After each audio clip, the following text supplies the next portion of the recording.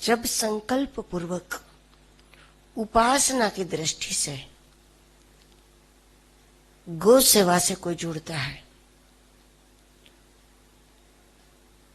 गौ माता की भक्ति करता है, तो धीरे धीरे सत्वगुण, रजोगुण, तमोगुण का संतुलन होता है। इन तीनों को गुण बताया है। तमोगुण को भी तो तमोगुण ही कहा, तमोदोष नहीं कहा। लेकिन जब सत्वगुण, रजोगुण, तमोगुण असंतुलित होते हैं, तब वो गुण गुण न रह करके दोष बन जाते हैं। है तो तीनों ही गुण, उसका संतुलन रहना बहुत जरूरी है। ये तीनों में से कोई इतना न बढ़ जाए कि जिसको मानसिक बीमारी मानी जाए। जिसे शरीर में वात, पित्त, कफ तीनों ही होता है और तीनों की जरूरत है, लेकिन जब तीनों में से एक का उपद्रव होता है उसको शरीर की बीमारी कहते हैं। उसी प्रकार सत्व गुण, रजोगुण, तमोगुण ये तीनों ही जरूरी है। तमोगुण नहीं होगा तो नींद कैसे आएगी? तमोगुण नहीं होगा तो जहां आवश्यकता होगी वहां भी हम कठोर निर्णय नहीं कर पाएंगे, क्रोध नहीं कर पाएंगे। जब आवश्यकता है, न करने से हमारा भी अहित है, उसका भी अहित है, और ऐसे में जरूरी है कि तमोगुण हो। तो तीनों गुण हैं अगर संतुलित है। कलयुग में इसका असंतुलन बार बार हो जाता है और इसका बहुत सरल और श्रेष्ठतम उपाय है गौ माता की उपासना, गायों की सेवा,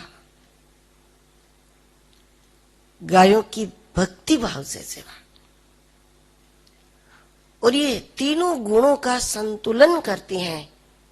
इस दृष्टि से देखा जाए तो गाय ही गायत्री है, जहां तीनों गुणों का संतुलन है। तो गाय साक्षात गायत्री है। गायों की सेवा के संकल्प मात्र से जीवन सुरक्षित हो जाता है, हमारा सब कुछ सुरक्षित होता है। जिस घर में, जिस आंगन में, जिस नगर में गौ माताएं सुरक्षित है, वहां की 10 दिशाएं सुरक्षित है, वहां सब सुरक्षित है, सभी प्रकार से सुरक्षित है, क्योंकि प्रकृति भी वहां प्रसन्न होती है। और बहुत बड़ा प्रमाण श्रीमद् भागवत में राजा परीक्षित जी ने श्रमिक ऋषि के गले में मरा हुआ सांप डाला। एक ऋषि का, एक तपस्वी का, एक संत का अनादर किया, जबकि वो ध्यानस्थ थे। अब रामचरितमानस के अनुसार तुलसीदास जी कहते हैं कि साधु अवज्ञा तुरत भवानी कर कल्याण अखिल के हानि।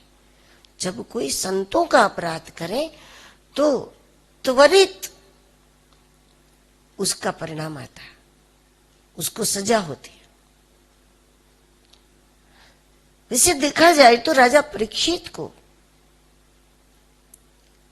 तो श्रीमद् भागवत मिल गया। जब श्रमिक ऋषि के गले में सांप डाला, उनके पुत्र ने भले श्राप दिया, लेकिन इस श्राप ने भी परीक्षित जी का नहीं, परीक्षित जी के साथ साथ दुनिया के करोड़ों करोड़ों जीवों के लिए कल्याण का मार्ग खोल दिया। ये घटनाएं नहीं घटी होती तो कहां परीक्षित जी गंगा तट पर जाते, कहां सुखदेव जी से मुलाकात होती, कहाँ भागवत होता और कहाँ आज हम लोगों के पास भागवत होता। इतना बड़ा लाभ कैसे हो गया, जबकि परीक्षित जी का नुकसान होना चाहिए, सर्वनाश हो जाना चाहिए, क्योंकि संत अपराध किया था उन्होंने।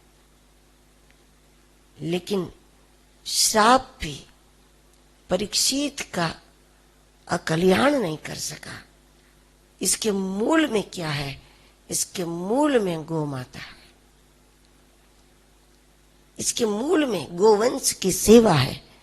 क्योंकि राजा परीक्षित जी ने जाकर श्रमिक ऋषि के गले में मरा हुआ सांप डाला, इसके पहले परीक्षित जी ने नंदीश पर प्रहार करने वाले, गाय और नंदी को कष्ट देने वाला जो कली था, उस कली के सामने तलवार उठाई थी। अपनी जान खतरे में डालकर भी गोवंश की रक्षा के लिए परीक्षित जी ने प्रयास किया था, जबकि वो अपरिचित था। कौन है, कितना सामर्थ्य है, वो कुछ जानकारी नहीं थी राजा को।